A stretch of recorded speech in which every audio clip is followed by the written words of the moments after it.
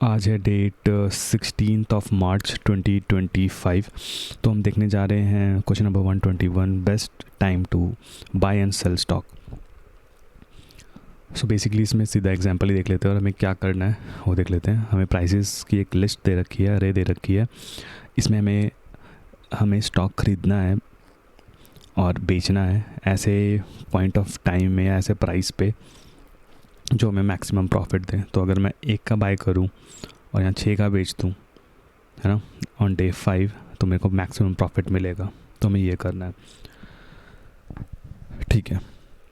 Similarly यहाँ पे कोई ऐसा प्राइस नहीं है जिसमें मैं ख़रीदूँ और बेचूँ कि मुझे प्रॉफिट हो, तो मैं कुछ भी नहीं करता, ठीक है, मेरा प्रॉफिट ज़ीरो है। तो अब इसमें कैसे कर सकते हैं इसको, ठीक है। तो अभी ये क्वेश्चन और इसके आने वाले जो भी क्वेश्चन होंगे सारे ग्रीडी होने वाले हैं। तो यहाँ पे हम ग्रीडी अप्रोच यूज़ करेंगे, इवन दो यहाँ टॉपिक्स में मेंशन कुछ और ही है, एरोडायनेमिक प्रोग्रामिंग। तो क्या है, मतलब ग्रीडी ही क्यों और क्या है, और मैं इसको अगर पहली बार देखूं या फिर कोई भी इसको पहली बार देख रहा है या मैं 1 साल बाद देखूं, तो मैं इसको क्यों नहीं कर पाता। अभी तक हम जो क्वेश्चन सॉल्व कर रहे थे, हम कोशिश कर रहे थे कि रियल वर्ल्ड एग्जांपल ले। ये ऐसी प्रॉब्लम्स है ग्रीडी वाली जो कि रियल वर्ल्ड के बिल्कुल ऑपोजिट चलती है।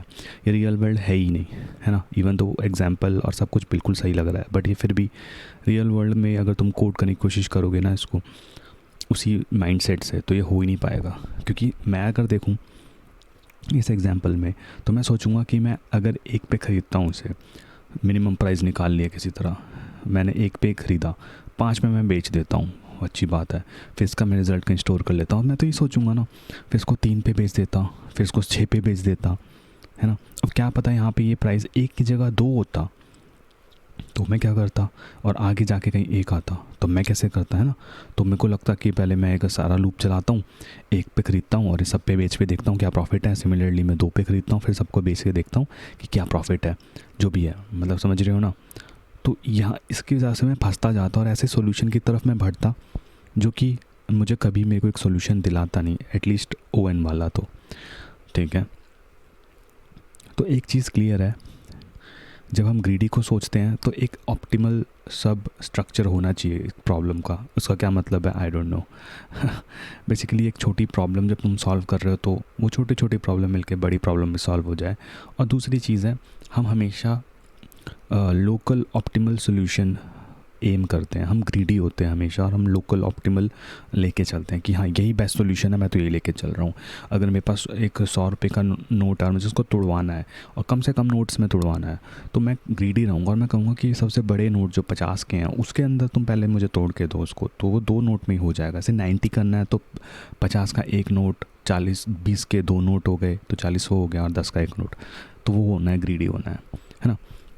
तो यहाँ पे भी ये है। अब मैं एक और चीज़ इसमें जो प्रॉब्लम देती है इसको जब सॉल्व करने बैठते हैं, तो ये है कि जब मैं मानता हूँ ना कि मैंने 1 पे ख़रीद लिया, तो उसका मतलब ये नहीं है कि चलो मैंने ख़रीद लिया, मैंने मान लिया, बट मैं इसको 5 में बेच रहा हूँ। बट मैं बेच नहीं रहा हूँ, अगेन मैंने मान लिया कि मैंने ख़रीदा है, तो मैं ये भी मान रहा हूँ कि मैं बेच रहा हूँ। मैंने बस माना है, एक्चुअल में बेचा नहीं है। मुझे फ़र्क ही नहीं पड़ता कि यहाँ पे क्या प्राइस जाएंगे। अगर यहाँ पे कॉमा लगा के तुम 100 डाल लो ना, मेरा सोल्यूशन दे दिया है और 5 है, बस उसके बाद कॉमा लगा के 100 लगा दोगे। उसके बाद भी मैं मान रहा था कि मैं यहाँ पे बेच दूंगा तो मेरा प्रॉफिट बढ़ जाएगा, फिर से मैं मानूंगा अगर 100 आता है तो मेरा प्रॉफिट बढ़ जाएगा। क्योंकि हम जब ये मानते हैं ना कि मैंने बेच दिया, तो हम सोचते हैं कि हमने ये एक प्राइस को लॉस कर दिया, मतलब मैं तो बेच चुका हूँ, है ना। बट वैसा नहीं है, वैसा नेक्स्ट प्रॉब्लम में है, बट वैसा नहीं है। हमने बेचा नहीं, हमने मान लिया कि हमने ख़रीदा और हमने मानेंगे कि हमने बेचा है, ठीक है। और इसमें ग्रीडी में एक और चीज़ जो नोट करना है कि हमारा जस्ट ओएन में अगर करना ही है तो हमें एक ना एक बार गो थ्रू तो करना ही पड़ेगा। मतलब हम स्कैन कर रहे हैं, तो जब हम स्कैन कर रहे हैं तो लोकल ऑप्टिमल क्या हो सकता है उस पॉइंट पे, कि अगर मैं 7 देखूं तो मेरे पास एक ही एलिमेंट की लिस्ट है, तो मैं कहूँगा कि मैंने 7 पे ख़रीद लिया, मैंने मान लिया कि मैंने ख़रीदा है। और फिर मैं कहूँगा मैंने मान लिया कि मैं इसको बेच नहीं पाया, बट इसका मतलब ये नहीं है कि मेरा आंसर -7 है क्योंकि मैंने ख़रीदा था, मैंने बस माना था बट एक्चुअल में ख़रीदा नहीं था।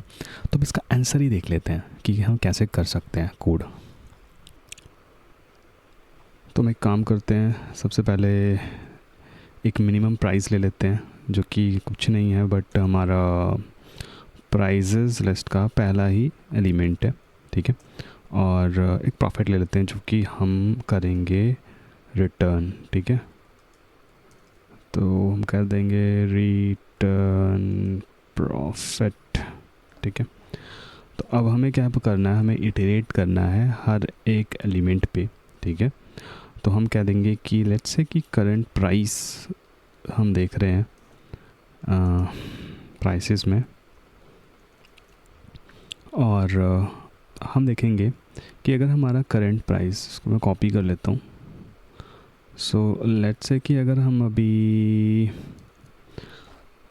7 पे हमने ख़रीदा है, हमने मान लिया ख़रीदा है, हमने ख़रीदा नहीं है, तो जैसे ही हमें 1 दिखाई देता है तो हम कहते हैं कि हम 7 को भूल जाते हैं। हमने माना था हमने 7 पे ख़रीदा है, बट अब हम मान लेंगे कि हमने 1 पे ख़रीद लिया। ऐसे हम ग्रीडी हैं, ठीक है। तो हम क्या करते हैं, हम कह देते हैं कि अगर मेरा जो करंट प्राइस है, आप करते हैं इसको कॉपी करो, इज़ लेस देन मिन प्राइस, तो काम करो जो हमारा मिन प्राइस है इक्वल्स टू करंट प्राइस, ठीक है। नहीं तो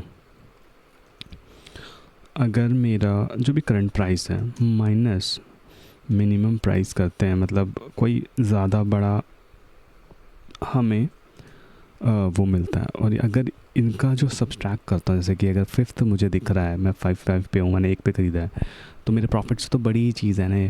तो अगर ये ग्रेटर देन मेरे प्रॉफिट से है, तो एक काम करो, मेरे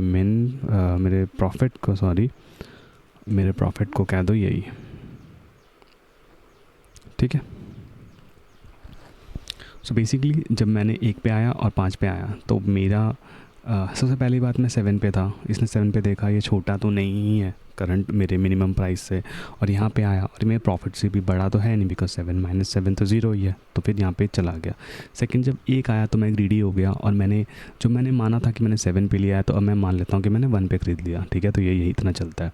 फिर 5 पे आता है और यहाँ पे आता है और देखता है कि अगर 5 में से मैं 1 माइनस करता हूँ, जो कि बचता है 4, प्रॉफिट से ज़्यादा है, हाँ मेरा प्रॉफिट तो अभी 0 था ना, तो मैं प्रॉफिट को 4 कर देता हूँ। मैं अभी भी यहाँ पे मैंने बेचा नहीं है, एक्चुअल में मैंने माना है कि मैंने अगर बेचता तो। सिमिलरली फिर मैं 3 पे जाता, फिर मैं चेक करता कि ये है कि नहीं, तो मेरा प्रॉफिट अपडेट नहीं करता, बिकॉज ये प्रॉफिट तो कम ही दे रहा है ना। सिमिलरली जब यहाँ आता तो प्रॉफिट अपडेट हो जाता, एंड सो ऑन, चीज़ें चलती रहती। और अगर यहाँ पे मैं 100 भी कर देता, तो भी फिर मेरा प्रॉफिट अकॉर्डिंगली 1 और 100 के साथ कैलकुलेट होता। और अगर मैं इसको ऐसे कर देता और यहाँ पे 2 कर देता, तो भी इन दोनों के बीच का फिर मैं यहाँ पे ख़रीद लेता ना इसको वापस से ग्रीडी होके, एंड यहाँ पे बेच देता, तो फिर मेरा हाईएस्ट प्रॉफिट होता। सो इन शॉर्ट, मैं कुछ भी करता, मेरा प्रॉफिट तो हाईएस्ट ही होना था। तो ये हम इसमें जो हमारा माइंडसेट है वो यही है कि हम मान रहे हैं चीज़ों को, कि हमने मान लिया कि ये भाई क्या है, कि हमने ख़रीदा है, हमने माना है कि हमने बेचा है, बट एक्चुअल में ना ही हमने ख़रीदा है ना ही हमने बेचा है। हम हर एक पॉइंट पे ये कोशिश कर रहे हैं कि हम ग्रीडी रहें, हम हर एक पॉइंट पे ये कोशिश कर रहे हैं कि हम मैक्सिमम प्रॉफिट गेन कर सके। हमने यहाँ पे माना और यही मान के बैठ गए, इससे कौन प्राइस मिलेगा तो मैं ग्रीडी होकर वो खरीद लूँगा, और सबसे जो भी ज़्यादा मैं प्रॉफिट रखने की कोशिश कर रहा हूँ, ठीक है। तो यही था हमारा आंसर। मिलते हैं यार नेक्स्ट वीडियो में, बाय।